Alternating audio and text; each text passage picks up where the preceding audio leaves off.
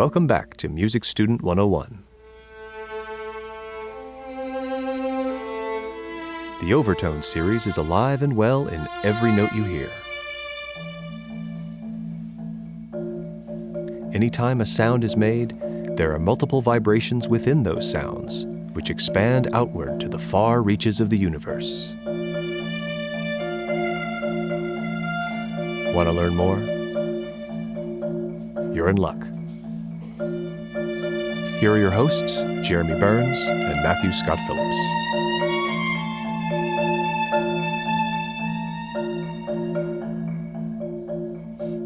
Okay, welcome back to Music Student 101. Welcome. Matt, I feel a little, for once, not terribly underdressed.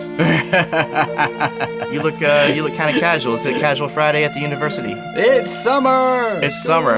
Oh, that's right. You didn't have to teach today, huh? No, I didn't have to teach today. So yeah, I'm all here in my jeans and t-shirt and my true self. Your true self. Right on. Just another dude. Just another guy who just knows more than anybody wants to about theory. And actually, we're going to take a little departure from theory today. Good, because I'm in summer brain. Summer brain? Well, let's see how you are with physics. Summer brain no want. No, we are not physicists. Not physicists. But I think we have enough of a grasp on this concept to prattle a little bit about it. Yeah, we have a junior intermediate understanding. Yeah. And of course, we are talking about the Overtone Series. Right, the Overtone Series. That mysterious concept that lies unseen and largely unremarked upon underneath so much music that we hear and listen to and play. Yeah. But before we get into that, maybe we should do a little bit of listener mail. Let's do that. This won't be a terribly long episode, I don't think. Yeah. Oh, and I should say one more thing. I'm actually, we are recording this on Friday, May the 18th, but it might not come out the following Sunday as per our twice monthly schedule there. I'll get it out before the end of the month, I know, but I'm pretty sure it won't come out this Sunday. So I'm going to apologize in advance for all of those who are waiting on Sunday for the usual release. I'm working on a feature. There's a feature in town. I can't say a whole lot about it except... it's really exciting. It's really exciting. And there's a 6-day week, 6 12-hour days in a row, and then 2 days off. This is one of those off days. And then we're about to jump back into it tomorrow. So I haven't really had a whole lot of time to produce or to research. So I think that the amount of time I did have, I was able to spend on this one episode. And oh, man. We'll see how long it takes for me to stick it all together. Yeah. Sounds like me planning lectures. Yep, but we have every intention of sticking to our twice-a-month schedule. It just might not be 2 weeks. Yeah, proper. May is kind of a long month, so... It is. That's kind of fortunate for us, isn't it? Let's start off with a new listener, shall we? Yay! We have Charlene Van Ravenstein from Melbourne, Australia. Love that name. Pretty cool, huh? Yeah, that's a great name. She says, "Hi, Matthew and Jeremy. I stumbled upon your podcast last night by accident." This was a little while ago. And wow, 3 wows, mind you. What, 3 wows? I am so thankful I did. I'm a current music student at university. Yay! As well as a music teacher. And the format and delivery of this podcast is magnificent. Oh, wow. Thank you so much. So easy to follow with the aid of the pictures, definitions, and audio. I wish I'd found it sooner. So thank you. Please keep it up. You are well appreciated, says Charlene. Well, thank you so much, Charlene. That is always wonderful to hear, and from a university music student, no less. Yeah, and she put a little smiley face on the end of it, a little emoji smiley face. Gotta love that. Isn't that nice? Gotta love that. Yeah, we so appreciate the kind words. Thank you for listening, Charlene, and keep listening, and let us continue to grow together musically. Absolutely, and congratulations on your studies. Congratulations on being a music teacher. I know. Myself, of course, how rewarding / terrifying a job that can be. So totally. Yeah. We also have one from Rob Dexter. Yeah. He is one of our donors we mentioned a few episodes ago, and he has followed up by saying, You guys have become a part of my life these last few weeks. You're always sharing the 1 hour drive in and back from work with me. Wow, 1 hour to work. Yeah, you need some good podcasts. You're kidding. I am so glad to have found your podcast. It has reignited my interest in music theory. Hey. Always what we love to hear. I've been playing and writing music for so long and flying blind until I hear progressions and melodies that click in a certain way that appeals to me. You guys are helping me to identify the elements that I like. Hopefully I'll be able to tap into them intentionally rather than hoping to stumble into them. Love your work. Keep it up. Yeah. Yeah, thanks so much, Rob. Yeah, that's what we try to do. That's what I believe is one of the most noble aspirations of theory itself, right? Is to sort of enable you to understand why something clicks with you or why it sounds appealing to you and you want to hear that sound in music. You know, that's theory's job, is to attempt to sort of explain why that happens. Yeah. You know, and it's so good to hear that it's working in Rob's case. And it sounds like the ear training is helping him out a pretty good bit too. Oh yeah, got to do that ear training, man. As we mentioned earlier, Rob is one of our donors. He's helped us out. And I think people who do the donations think kind of compelled to give, $15 to $40 or something like that. And that helps out a great deal. Really, really does. It keeps us in coffee when we do podcasts, first and foremost. Keeps the lights on in our subterranean recording studio, in our recording bunker. You don't want to hear me try to pontificate on music theory sans coffee. I promise that would not be good. No. But to some listeners, that might even be a lot of money. So we're trying to get into this Patreon thing, this little subscription kind of deal. Yes. So I went ahead and opened up a Patreon account, and for listeners who actually just want to give us like $1 a month, it's a subscription kind of donation. Right. service. Yeah. So you should subscribe. If I understand it correctly, you subscribe. It's kind of like an auto pay thing. Yeah, and it's not necessary to hear our podcast by no means. Yeah. But what we might try and do is, for $1 a month, you get our warm thanks and everything. But maybe if you start to add a little bit extra, like $5 a month, maybe we can have special episodes that are only available to people who give a certain amount. Yeah, right? that would be kind of cool. Outtakes episodes. Episodes. There's so much of us singing, trying to sing beats and stuff. That's a lot of funny stuff like that. Yeah, you get to hear me play the wrong chord and yeah. We sound like our own Liggity piece from time to time. Or other stuff, we could do special concepts or something, Yeah. Or ask us a question and we could create like a special Patreon episode just... Q&A episode. Yeah, just like a Q&A episode. Ask us what have you always wanted to know about music? Or just a handsome Music Student 101 coffee mug. I don't know. Hey, Maybe there t-shirts. You go. We'll get into merchandising at some point. At some point, yeah. I want to get in on that. Neither of us are really a music student. We didn't go to the School of Business or Marketing. We did not. We have the musician's curse of being bad with money. Yeah. Completely irresponsible. Oh. Hey, write us and let us know. Maybe you have some good ideas on what would be a good Patreon perk for some of our subscribers. So anyways, check it out, see what you think. It's kind of new to me, so I can't say much about it, but if you go to patreon.com, that's patreon.com, probably search Music Student 101. Help us figure it out. It might be a cool new thing. Well, without further ado, I suppose it's time to get into this simple and yet complex topic. The simple and yet complex notion of the Overtone series. And again, we are not physicists. Nope. Anybody out there who is well-versed in the physics of the Overtone series, we would love to hear from you because you could probably educate us a lot. We found a couple of cool YouTube videos that we can cite at the end of the episode. Definitely some cool YouTube videos, yeah. Kind of brought things back to perspective for me. Yeah. One was very complicated, one was pretty simple. Right. Depending on how dig you want to deep into the...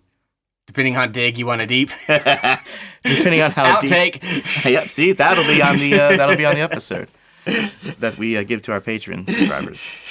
No, depending on how deep you want to dig into this rabbit hole, the Tim Burton rabbit hole. Yeah, and everything is a rabbit hole, everything you could dig, you could deep even digger into. But yeah, so to facilitate our discussion of the Overtone series, we're going to assume a standard concert pitch of A equals 440. Okay. And should I just explain briefly what I mean by that? Yeah. So the A above middle C, that A, Uh-huh. in standard concert pitch, which is what orchestras and pianos and everything else is tuned to, that A is at 440, meaning there are 440 cycles per second. So if you think of sound waves hitting your ear, that every sound wave of that note is going to hit your ear 440 times a second. Yeah. So there are 440 sound waves every second. That is the pitch frequency. Frequent meaning how frequent is it hitting your ear? Well, it's hitting it 40, So, and that is concert pitch. When you go, I call this the storm before the calm. When you go to a symphony and you hear the one guy, the concert master, play that note, and then all of a sudden, all the other instruments swell, and it's chaos. Yeah.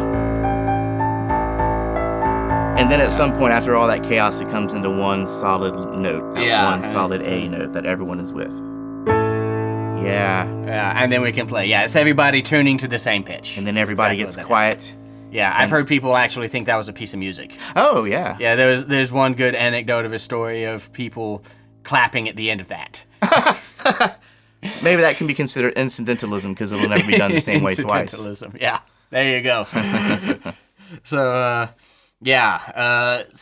and it's usually the oboe that starts because the oboe being a solid piece of wood can very reliably be always in 440. So everybody kind of tunes around to the oboe. Okay, so it's not the fiddle player. It's not the violin. It's typically the oboe player. Oh, cool. Wow. Yeah, everybody tunes to the oboe player.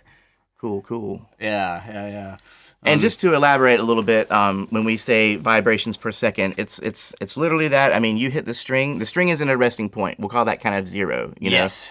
When you pluck a string, it returns back to the point of zero, and then it overshoots, and then it swings back, and the pendulum happens until the note decays and it's gone. Yeah, and as it's bouncing back and forth, it is bumping into air molecules and sending those air molecules flying to bump into other molecules, so forth until they create a wave. And this is a sound wave. A sound wave. And then once it hits your eardrum acts exactly like the element of a microphone does. It picks up those vibrations and vibrates with them. Yep.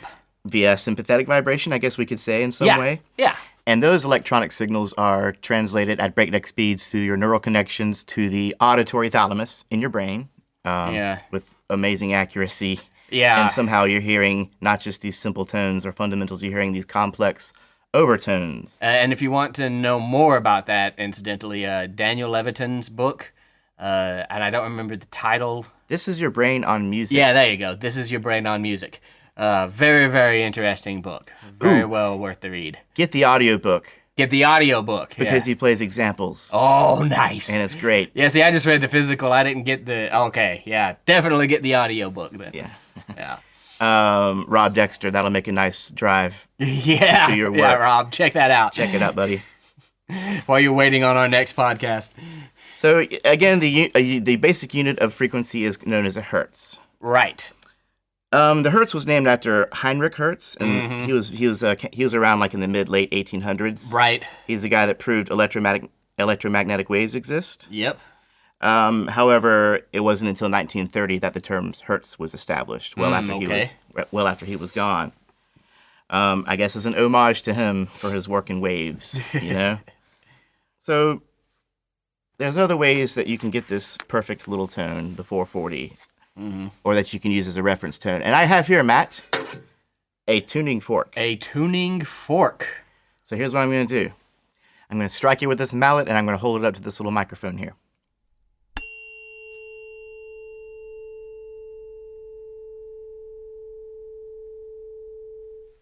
There's something about the shape of a tuning fork that allows for this very perfect, almost sine wave. And when I say that, I mean it's like a round.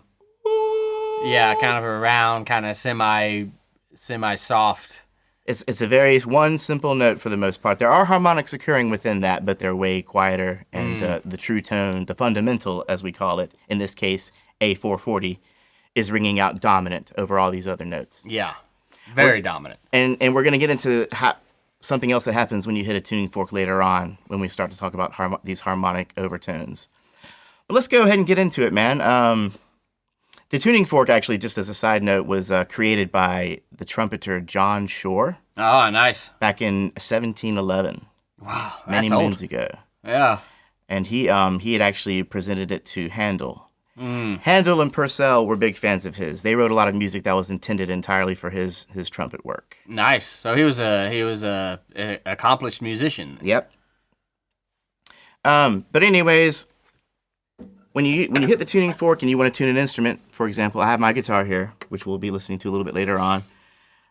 You hit it, you whack it, and then you put it up to the instrument. And Very nice. Hear it. When you touch the little ball at the end of the thing, you touch it to Right, the instrument. yeah. You can hear it. So I can use that. If I want to get this A note, I'll take it out a little bit. I'm gonna hit the note, and to accent that, I'm gonna use the harmonic here. Pretty good? You hear that wavering? Hold on. Yeah.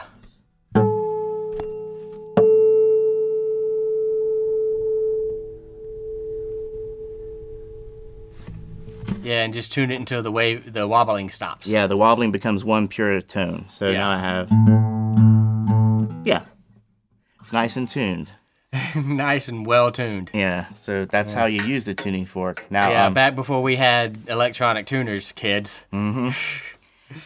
So now that we kind of given that little tuning fork example, I'm going to drop it down. Actually, that was 440. We're going to take it down a few octaves, and we're going to use this low A note as our example note on the guitar, which is actually 110. 110. Right. Yeah.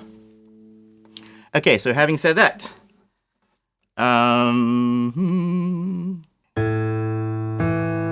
okay. All right, let's go ahead and get into these harmonic ratios.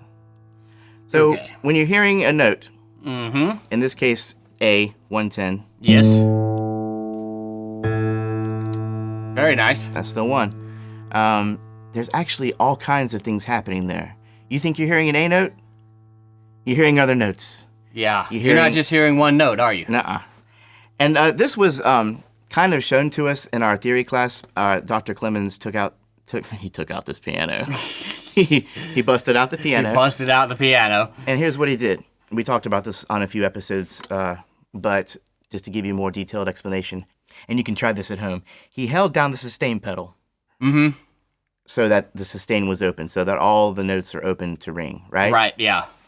And then he very quickly hit like a C note. And then he took his hand and muted that C note. that Oh, he hit. nice. Now, when you did that, all these other notes, you start hearing these other notes that are occurring. Right, yeah. I'm going to show you real quick. I can hit this A string, this A110. I'm going to leave all the strings open. When you hear me mute it, you'll hear another note ringing out. You ready? Yeah. Let's go. One more time. Nice. Yeah, I hear that, yeah. That's not an A note. That's an E note. Yeah, it's fifth above. That's a fifth above. So Actually, it's an octave and a fifth above. yes, an octave and a fifth above. So what happened was the E note started to ring along with the A note that I hit. Right. The sympathetic vibration. Right, yeah.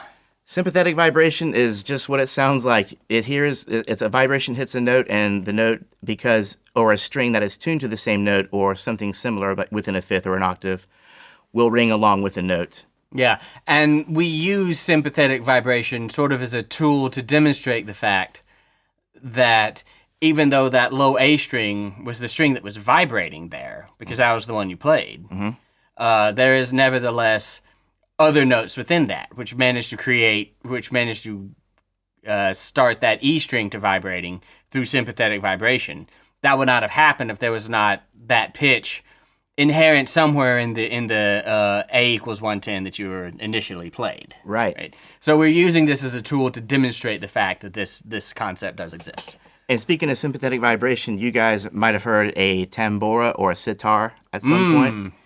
These instruments all, like the sitar, for example, has a hole crisscrossing the strings that you actually play. Beneath the strings, there's a set of strings. Tuned to different notes so that they will resonate with the notes you play and then create that iconic sitar sound. It's like a shiny, kind of almost edgy, shiny, ringing sound that occurs. Yeah. And it swells, it kind of swells into place. It's a very interesting sound. Yeah, that iconic sitar sound that comes from that mechanic. So, let's see here. I say so a lot, I realize. When I go back and edit these episodes, I'm always like, so. Delete that. Yeah, delete that. All right, well, let's just start with this A note, and we'll go ahead and talk about the harmonic sequence from there on. Sure. You want to go ahead and take it away? So the original, I just did it. The original note that you played, that A, which was A of 110 hertz, 110 cycles per second, 110 sound waves beating your ear every second. That is the note that we call the fundamental. Before we get too far into this, can we confirm that that's 110? That is definitely 110. That is definitely 110? Yeah, because it's a 2-to-1 ratio, so if A equals 440, the A above middle C, then the A below that is going to be 220, and the A below that is going to be 110. Okay. So it is absolutely 110. 2-to-1 octave ratio, right? Yeah. That note that you played, that A that equals 110 hertz, 110 sound waves beating your ear every second. Cycles per second, so to speak. 110 cycles per second. That is the note we call the fundamental, which is the lowest sounding note of the Overtone series. And it's the note that you associate, I play the A string on my guitar, that is the note A. That what we're hearing there is sort of our bass note. And we call that the fundamental. The fundamental is happening because this string is fixed, right? So we have a fixed endpoint on both ends of the string that don't change. The length of the string is set that way. Yep. And we have used our tuning pegs to create enough tension on that string so that it vibrates on that note. On that frequency. So as you pluck it, that string vibrates, and that creates that fundamental pitch to which the string has been tuned. This is still pretty easy stuff to conceptualize. Yeah. Right? Yeah. So far, so good. Yeah. The thing is, for that string to vibrate perfectly symmetrically, meaning only in its whole length, you would have to actually create a perfect curve, right? And then when you struck it. So you would actually have to lift it up just the right amount to create like a perfectly geometrical curve and release, and that never happens. We're not doing that when we're playing. No. We're not thinking about that. When we strike it, we tend to create a kink in that in that armor, right? When we strike it, we tend to create a kink in that string. Yeah. So rather than the whole string vibrating, it is vibrating at a certain point out. From the point where we strike it outward. Right. Yeah. So because of that, we create the string is not only vibrating along its whole length, but sections of strings are actually vibrating independently of other sections of the string. Now, this is what blew my mind. Yeah. Just the whole concept that you think you're hearing one string vibrating. There's actually all these other little vibrations occurring within divisions of that string. Yeah, because the entire string is not vibrating all synchronistically. That's a word. Just made it up. Yeah, I mean, different parts are at different places of their vibrations. And so, what happens when a string vibrates is actually very complex. Yeah. And that's what sort of gives it the ability to create all these other notes. And once again, disclaimer, we're not physicists and we're not mathematicians. Nope. But we do know that these different vibrating sections of the string create different pitches based on a mathematically rational system. Yeah. Right. And that is essentially what the Overtone series is. So we have our fundamental, which is considered the first harmonic. Which is considered the first harmonic. Which is kind of funny because how do you have a harmonic if you only have one note? Right. This is actually a little bit of a different nomenclature than I learned. Mm-hmm. So, but if the fundamental is our first harmonic, then our second harmonic is our first overtone. Right. And that is the note that is being created by the string vibrating in halves. In halves, yeah. Yeah, so each half of the string is vibrating. Yep. And vibrating at a frequency that creates a note 1 octave above the fundamentals. So not only our fundamental note, but the note an octave above that. Our first overtone. Yeah. So, and to demonstrate on the guitar, we have the A string, like I said, this A110. Now, right at the middle of the string, at the very middle of the string on the 12th fret. Right, which is the middle of the string when you include everything that goes past the fretboard. I'm going to play a harmonic, which is actually barely touching the string, right over the 12th fret. Which is creating a node to make it vibrate right there. Yeah, and a note is a point of zero vibration. A Right. note is kind of a point from whence the vibrations occur. So you have this A string, 110. If I play it in the middle, The A above, an octave above. that's the A an octave above. Which is a hertz frequency of 220. Yes. Double what the fundamental is. Octave notes exist in a 2-to-1 ratio to each other, which means that the A above 110 is going to be 220. The A above that is going to be 440, which is what the orchestra tunes to, right? Which is the standard organ. And the A above that would be 880. Yeah. Cool. There you go. Yeah. That is the first overtone. The second overtone is actually an octave plus a perfect fifth.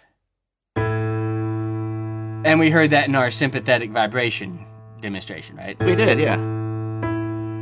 Ringing off the E string, but if I actually play on the same A string, like I said earlier, if I did it in the middle, there's your 220. Yep. If I do it a third of the way down the string in the same direction, you get that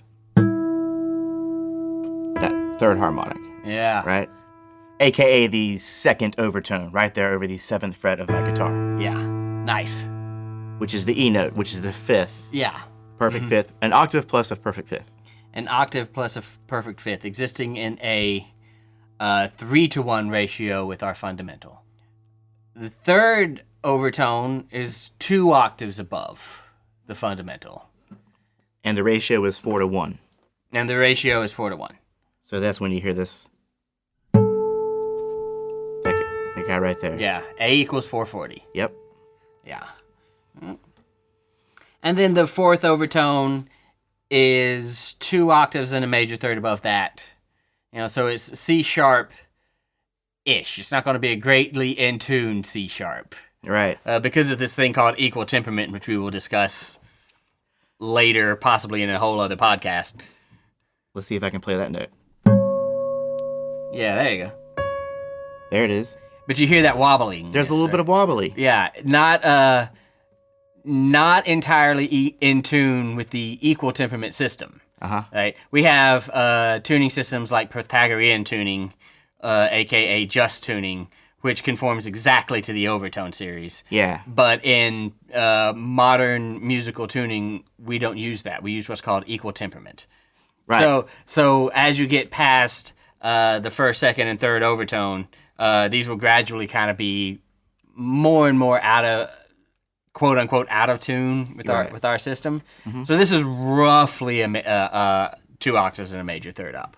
So an example of this particular overtone, the fourth overtone, it's a 5-to-1 ratio, which would suggest it to be 550 hertz. Yeah. Where in truth it's actually 554.37 hertz. Right. Yeah. So yeah, and that's those actually what little you're hearing. decimal point things start adding up. Right. And throwing our system off a little bit.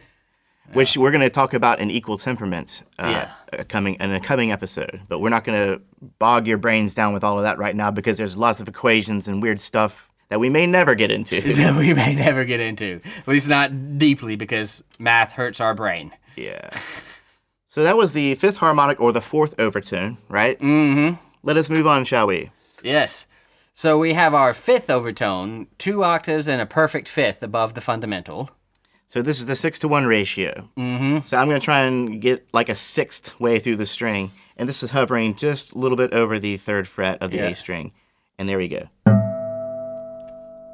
Nice. Wasn't that it? Difficult to hear. You notice also they're getting quieter and quieter as we go up. Oh, they're getting less and less a quick example. I'm not playing any harder or any quieter, but here we go.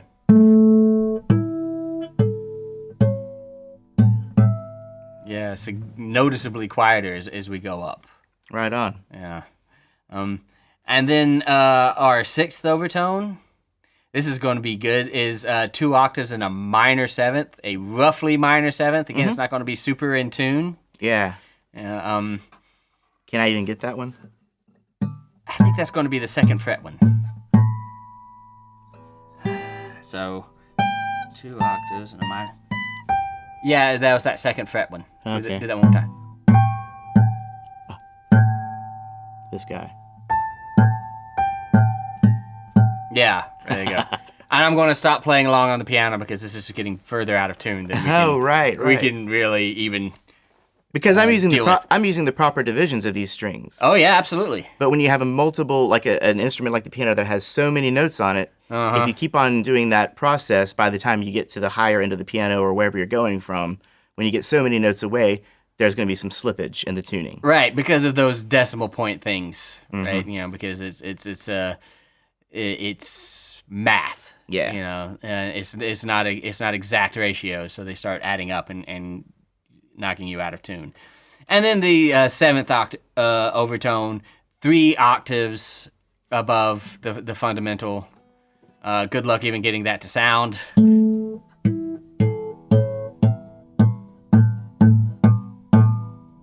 Yeah. No. Yeah. I don't know. That was close. Yeah. It doesn't want to ring out as much. Well, your frets are going to be getting off too, so you're going to have to start playing like over the fret rather than, you know. That's exactly what I was doing. I was kind of like halfway through the 3rd fret and getting that note. Yeah. When I barely got that note. So there you go. Yeah. Getting gradually quieter, getting gradually harder to hear as we're approaching the limit of human hearing. Yeah. Now, theoretically, these can go on into infinity, right? Just over, up and up and up along the Overtone series. Smaller and smaller divisions of this string, past the range of human hearing, which is about 20,000 hertz, 20 kilohertz. Right. Yeah.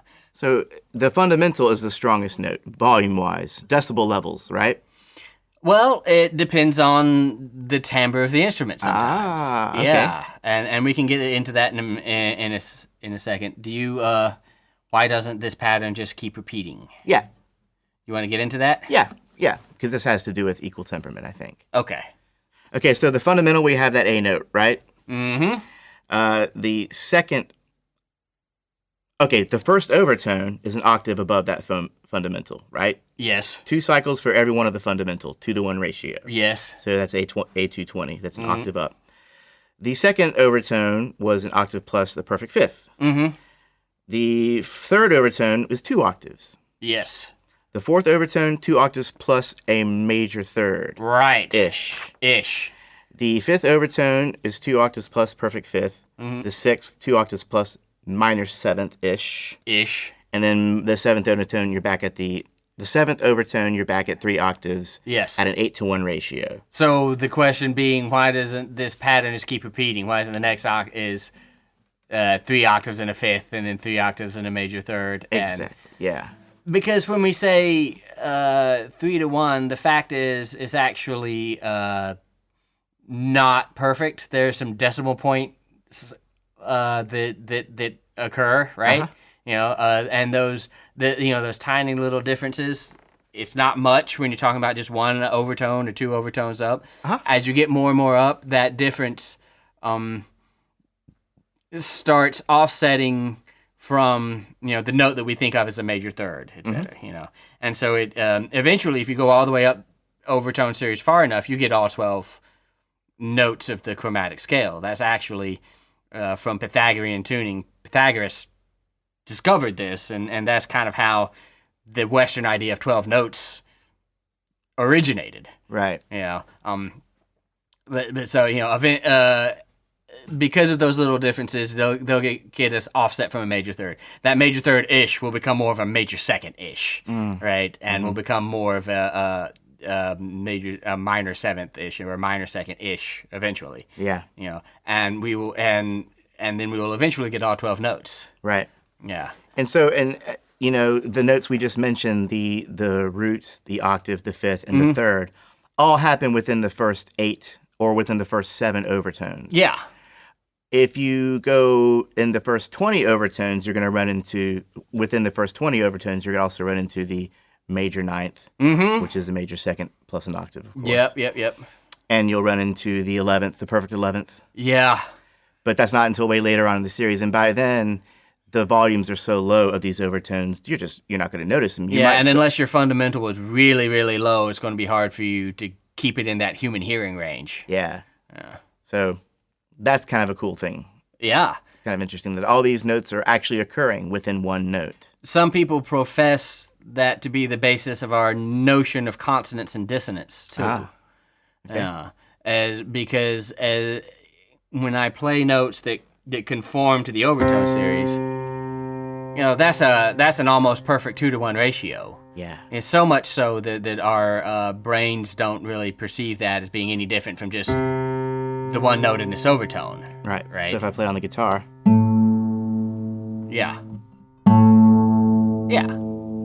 Nice, But whereas I play, if I were to play major second, we hear a lot of wobbling because our brain clearly recognizes that those two notes are creating two different overtone series. Right? Yeah. And so that sort of white noise that is created at the top of the overtone series is sort of making it sound, dissonant. Wobbly. To us. Yeah, wobbly. Yeah. Yeah.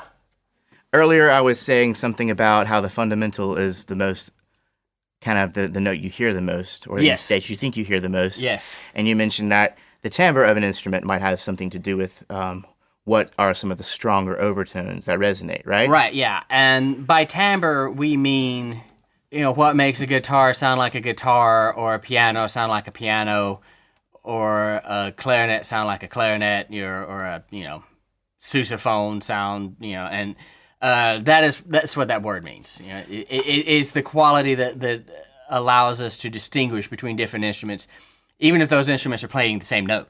So yeah, if I play a 110A on my guitar, and you play it on the piano, same note. Yeah, same note. Relatively similar overtones, really.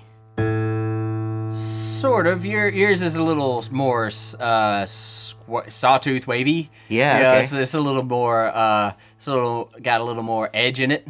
Right. Okay. So, and what he's talking about is like a sine wave, like we mentioned earlier. Not unlike the tuning fork, is one of the more pure tones. Kind of more the fundamentals more prominent. Whereas a square or a sawtooth sound wave is gonna be more like Buzzy. kind of more annoying in some buzzy, yeah. Sawtoothy because the shape of the wave is more of a point than like a perfect curve. A curve, yeah. Yeah. What are some other things that can influence the timbre of the sound of an instrument? Well, the timbre of an instrument is really a product of the emphasis on certain harmonics. Yeah. So the place on a string where you pluck it can also change the timbre because you're creating, sort of that kink in the string at a different place, which is setting certain overtones at higher volumes within the sound itself than others. Yeah. Yeah. And I'll play an example for you. I'm going to start off right here in the middle of the A string, where that first overtone is, right? Yeah. And I'm going to kind of keep on playing the same string as I move closer to the bridge, Yeah. right? So take it.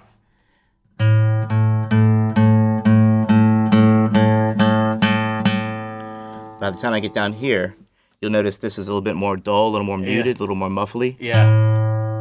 And this is a little bit more bright and shiny. Yeah. It's pretty cool. It sounds the first one sounds more like a perfect sine wave. Yeah.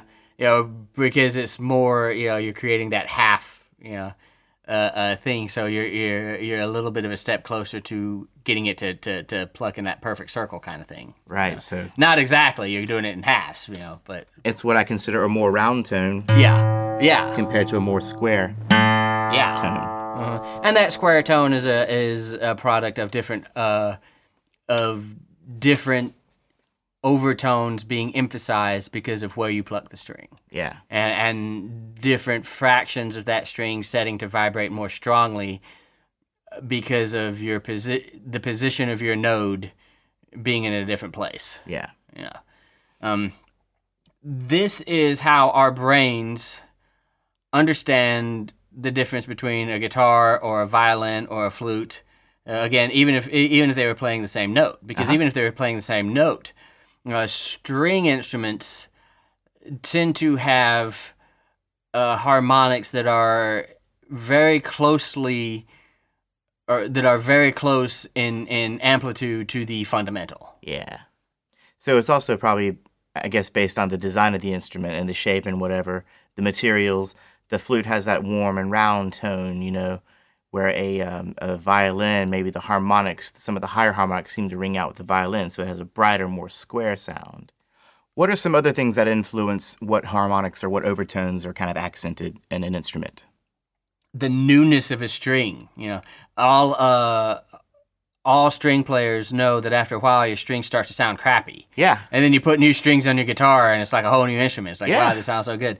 It is because for all of a day or two. Yeah, because as the string degrades, it won't vibrate as evenly as well. Or as truly. Yeah. And it won't vibrate as different parts of the string will vibrate more strongly than other parts of the string, right? Mm-hmm. So it gets a little off.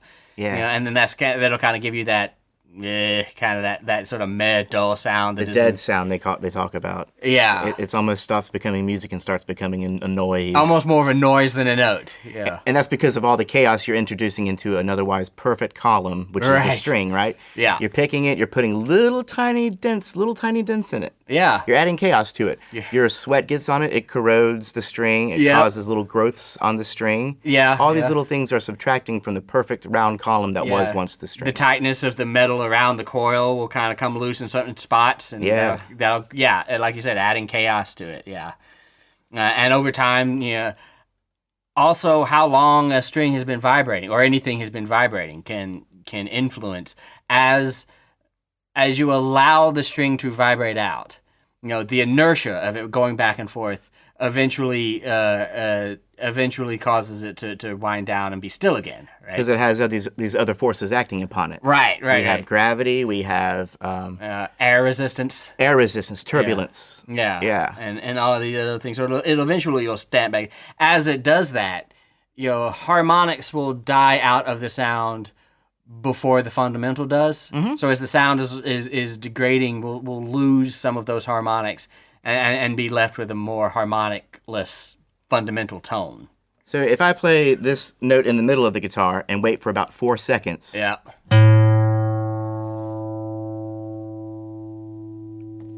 Right around that point, it's going to probably sound about the same 4 seconds into this note. Even though the attack at the beginning of the note was very different sounding. Yeah, and what's really cool, I don't know if you can hear it, but as you allow it to die, I started hearing that 2 octaves and a fifth. That I guess it was the fifth overtone. I started to hear that overtone because the rest of them had died out and sort of had left that one still vibrating. Now that you said that, let's listen again. So this is the note you were talking about, I think? I think. So listen again to this note all by itself and see if you can hear that extra note in there.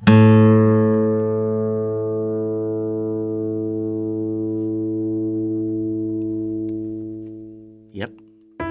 Yeah. There it is. Pretty cool, huh? Very cool. Pretty cool, yeah. And even, it's not just the guitar that does this. No. It's all instruments do this. Even the perfect little tuning fork that I have here. Yes. When I hit it, you're going to hear this higher note ring out before it settles on that. Yeah, that little kind of a shink. Yeah, it's like a shink, like a sword being pulled out of a scabbard. Yeah. So, again, listen for these higher overtones that are going to die down, and the fundamental is going to overwhelm.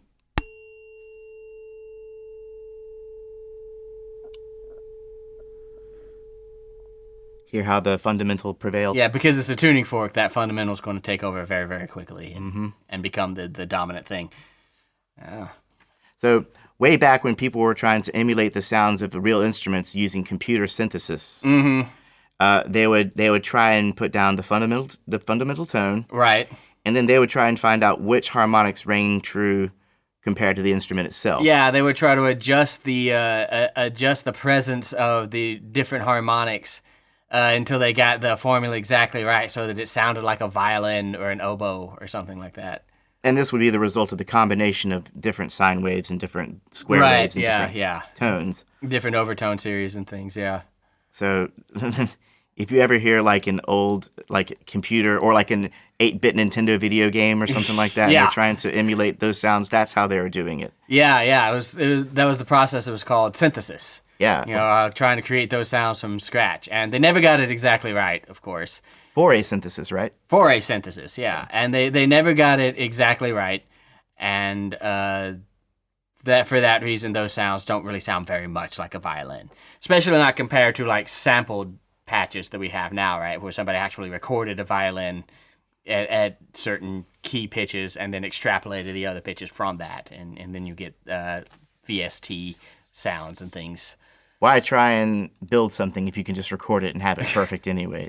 Yeah, well, once technology is advanced to the point that you have the recording ability to do that, it tends to be a little better. Yeah. Yeah. So yeah, man. There's the Overtone series and synthesis. Let's talk a little bit about the history and why are these, like, the earlier things are the earlier note is on the Overtone series, the more ingrained it seems to be into our DNA. Yeah. I mean, literally, because we're talking like ancient and medieval music. Yeah. It's all based on those first few overtones. Yeah, those octaves and fifths. It is definitely great. And even non-Western music, Indian classical music, the fifth is very important. Very important in Japanese classical music too. And Pentatonic Scale. Yeah, that good old pentatonic scale. It's kind of a big question in terms of Middle Ages European music. Those first few that were effectively octaves and fifths, much easier to sing. Right, it's much easier to harmonize. Right, and when you're pre-equal temperament, when you're on a just intonation, so you're still singing / playing those little fractions of a cycle that will eventually add up. Mm-hmm.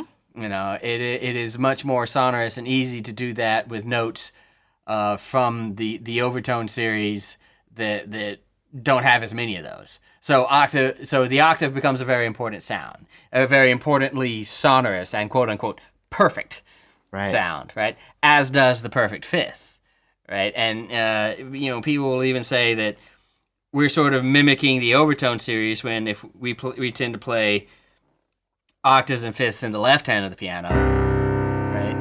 And then as we get higher up, we introduce notes that are more dissonant intervals because and is the octave as the Overtone series goes higher, those other notes come in. So in that general arrangement, we're kind of mimicking the Overtone series. The reason they were so set against parallel octaves is because if you had two voices doing that, you essentially only have one voice, right? Right. Because this higher note is just an overtone of your lower note. So perfect octaves, you're really just playing a single note, right? Perfect fifths, same problem. That was a fourth. Perfect fifths, same problem. Because this is really just an overtone of that note. You're not singing a different note. Yeah, it's still kind of considered in the same family or the same. I don't know what you would call that. Yeah, it's not considered a different note with its own set of overtones. It's considered an overtone of that note. So this ideas of parallel octaves and parallel fifths became something that was seen as sort of disturbing the integrity of, I've got four voices that are all singing independent melodies. Mm-hmm. Right? And it was based off this fundamental frequency principle that is the Overtone Series. Because back in the days of monophony, as we would call it, one line at a time, just all unison, you may have people singing within octaves of each other, but it's still considered the same line. Yeah, still considered the same line. In the times of monophony. In the times of monophony, in the days of yore.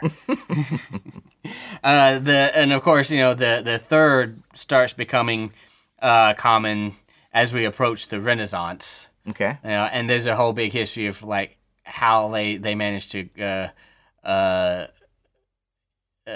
come to accept that is a note that is a quote unquote consonance. It wasn't always considered a consonance. Right. It was considered a dissonance too. But being the first overtone you heard after that, it came into prominence sort of first in the Renaissance as a way of coloring. Yeah. As a way of making, they decided that sort of wobbly anti-frequency sound, that a little bit of that was actually sort of a good thing, was actually sort of pleasing. Mm-hmm.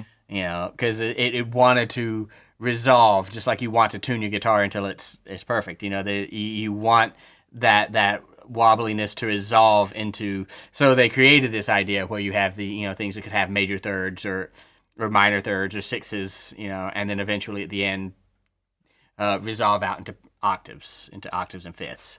Right. Go back and look at our laws on counterpoint, and you'll notice that we have to end on the octave or the fifth, right? Yeah. I remember that. Yeah. Was that the episode I forgot to do my homework? That's probably when you forgot to do your homework. Yeah. Yeah. That's all right. Well, all of the overtones we mentioned so far in history here at the Renaissance have been covered between the first in the first 6 overtones, right? Or in the first 5 overtones. First 5 overtones, yeah. And then all of a sudden we add this 6th overtone down the road. Yeah, starting with sort of Bach, we have in the 17th century, we start having the ability to have sevenths consistently, and we have our 5/7 chord, which is the interval of a seventh in it and things, and that became more possible after we moved from just intonation, in which these little fractions of a cycle sort of add up over time into equal temperament. So in our tuning of our instruments, we're shaving those little fractions off to make it all work out just perfectly. And in doing that, we can play in any key. Yeah. And then once we can do that, then we can play sevenths and thirds and seconds and whatever we want. So the seventh and its inversion of the second start coming into play with Bach and moving forward. Right. And Bach actually wrote 2 books of 24 preludes, each in every major and minor key, because he could. And that was a new thing. So he was showing off the fact that, look, I've got my well-tempered clavier, right? And I can play in whatever key I want. Okay. Yeah. Very cool. Very cool. And just to be clear, that 6th overtone we're talking about is the flat 7. Yeah. Right? Flat 7. Which when you minor 7. Right, minor 7. Oh, I'm sorry, yeah. It's flat from what? It's the minor 7. It's the minor 7. Yeah. And that's where you start to hear that 5/7 chord becomes a possibility. Yeah. Which became. Yeah. And of course, just like we want. When we're tuning our guitar, we want the wobbliness to go away. We still have this idea that sort of inherent wobbliness wants to go away, wants to resolve to something less wobbly. Yeah. In this case, a third, which by Bach's time we've decided is unwobbly enough, and we kind of call that a consonance. Which was the Baroque era, right? Right. When that started to come in, because harmony. Tonal harmony became more of a thing, I guess. Tonal harmony definitely became more of a thing, and the emphasis sort of moved from counterpoint to harmony, which are not really 2 different things, but maybe different emphases, I suppose. But that's all for another podcast. Very cool. And then after the Baroque period, where do we go from there? Well, by the Baroque period, the chromatic scale is well established, so we have all 12 notes. Once equal temperament happens, we have all 12 notes and all 12 octaves. And at this point, moving forward, it's just a question of sort of aesthetics. Yeah. And it's just a question of how we deal with dissonances in our music. Okay, so now that the notes are there, we're going to find cool different things to do with them. Yeah. And over the course of a couple hundred years, we sort of move less and less away from the dominance of the idea that dissonances have to resolve in particular ways, and more into, dissonances can make sense in many different contexts, and that leads into, leads towards the breakdown of tonality into the 20th century. 20th century. Right? Yeah. The 20th century did not just happen because we all went crazy for 100 years. So you learn all this stuff, and then you forget everything you learned. Yeah, that's not what happened. No. But yeah, yeah. It's like all that stuff that you've been working so hard on, forget it all. It's a common misconception that that's what happened. That's not what happened. But yeah. So by the 17th century, we have well established 12 notes from our equal temperament system, and then our aesthetic evolution continues from there. Very good. Yeah. Very good. Well, I'm going to list a few resources. Let's do. But first, I think it's time for the recap. Oh, recap. The recap. All right. We stopped doing these at some point, and people started being like, "Hey, guys," they were like, "Where's the recap?" Yeah. So we're going to try to do the recaps again. So you mean to shoot out the Q&A and you just bust out the answers? Great plan. I'll shoot out the questions, you bust out the answers? Okay. What is an overtone? An overtone is a frequency that is higher than the frequency you think you're playing when you play a string or finger your clarinet in a certain way. It exists in a mathematical relation to that fundamental frequency that you're playing, but it is also a part of that sound that is also happening. So when I'm playing this simple fundamental, or the A note, the 8-110, other notes that are playing along with this note are actually happening as you're hearing this are going to be... Right, and it's because the string does not vibrate perfectly symmetrically, but it vibrates kind of sporadically and wavy-like, and those create new frequencies. And those frequencies exist, like I said, in mathematical proportion to the fundamental. Let's talk about those proportions. Let's do each one of them, and we'll talk about the ratios and what notes they Excellent. They result. So when you play A at 110, the fundamental. Yeah, arguably the second strongest note in some cases, but another note you're also going to hear is our first overtone, which is an octave above that. And you are also going to hear our second overtone, which is an octave and a perfect fifth above that. 3-to-1 ratio. So that's the note in a 2-to-1 ratio, and that's the note in a 3-to-1 ratio. And by that, of course, we mean for every one vibration of the fundamental, you hear either 2 here or 3 here, respectively. Yes. Yeah.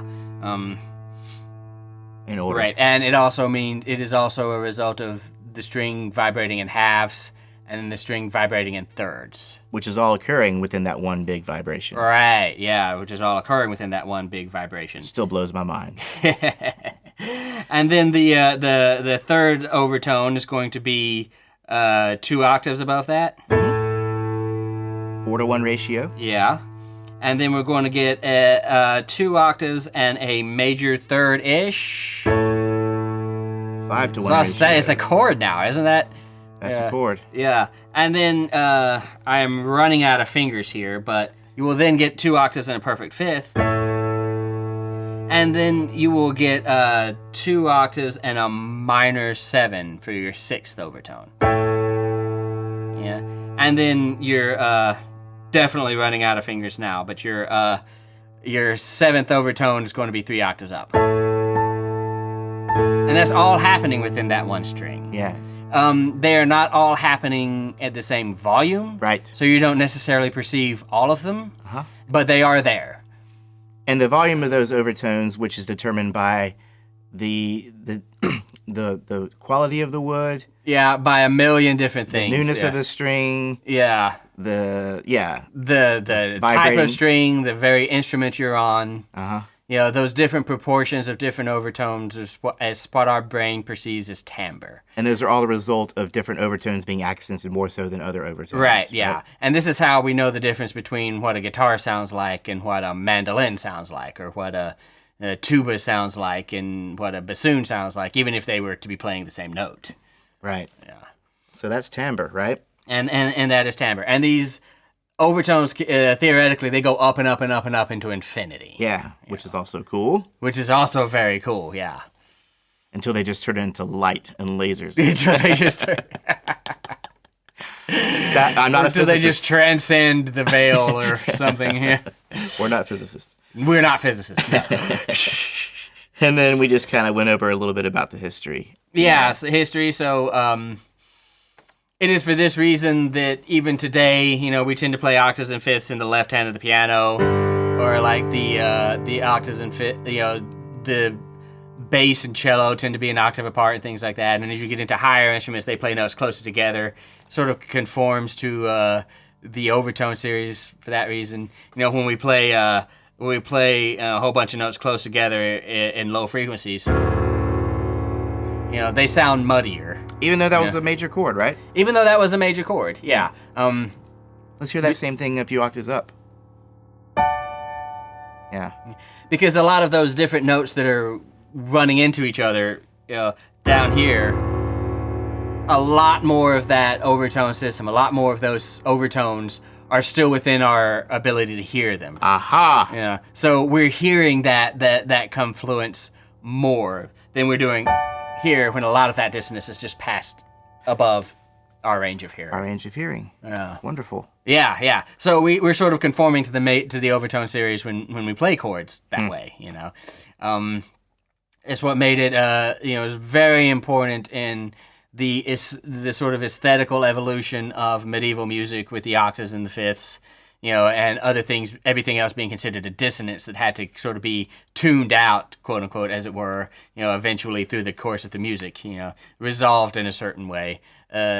Eventually we decided other notes were no more dissonant, or no longer dissonant. Our taste for dissonance kind of evolves over the years, but this Overtone series was very important in Renaissance music and the idea of the octaves and fifths, and led to a lot of those rules that we talked about in Counterpoint. When people ask, why do children seem to like the pentatonic scale and the itsy bitsy spider and little things like that that don't use much more than just the basic first few notes of the Overtone series, the root, its octave, the fifth, and the third in that order, and they're natural, mathematical, I guess kind of simple perfect ratios that they're based on. Yeah, that's a little bit of a controversial issue, actually. Yeah? Not all of the research is really in on that, I don't think. That is definitely one prominent theory as to why, the pentatonic scale is all over the world, That's what I dig. That's what I like. Yeah, and people say, like, babies cry in tritones because it is in disagreement with the Overtone series, so it sounds distressful to the alarming. Yeah. That's just a theory. Yeah. Just a theory, but there's a lot of research and a lot of discovery left in that area, I think. But valid, pretty valid, from the get-go, in my opinion. Yeah. And a lot of tuning systems around the world also still continue to use just intonation, where those ratios are not exact. There's little fractions of a cycle that creep in and make the thing become out of tune after a while. Yep. That is something that is accounted for in our modern Western system of equal temperament. Yeah. Where we've sort of gone in and tuned the piano, for example, in such a way as to sort of slice those fractions off and make it so that everything is equally tuned, hence equal temperament. Though slightly out of tune. Though in the strictest sense, slightly out of tune. Yeah. We've slightly slightly overtuned or undertuned in places to make the tuning equidistant, which it is not in nature. So little micro adjustments along the way. Yeah. So that by the time you end up on the 12th octave from the 12th octave, you're still mathematically in proportion.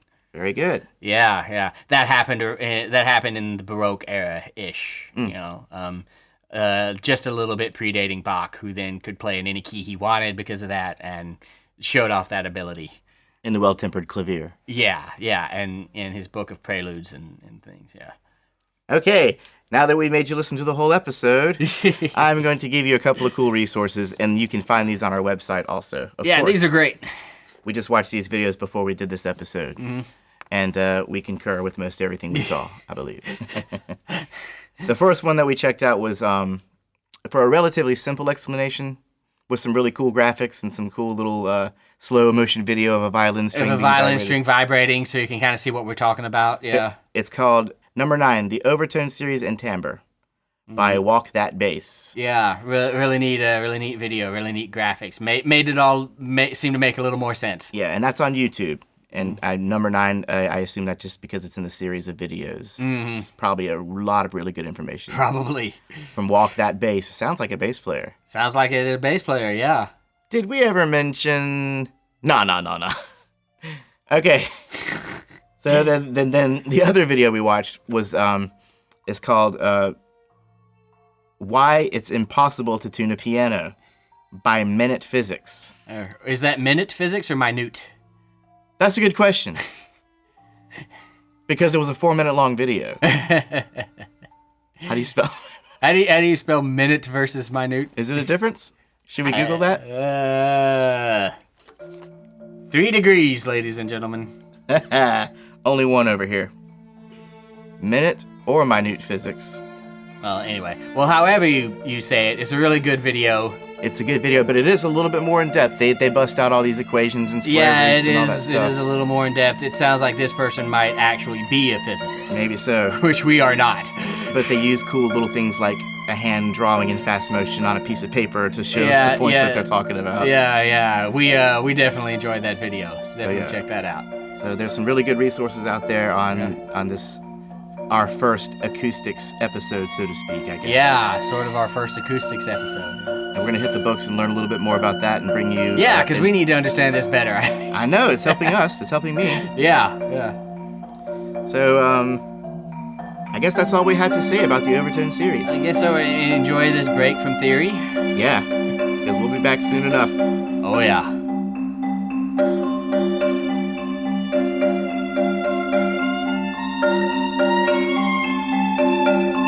Hearing music in a different way? Sounds like you've been paying attention. We'll touch on acoustics again later. Send us your questions, and we'll try to address them.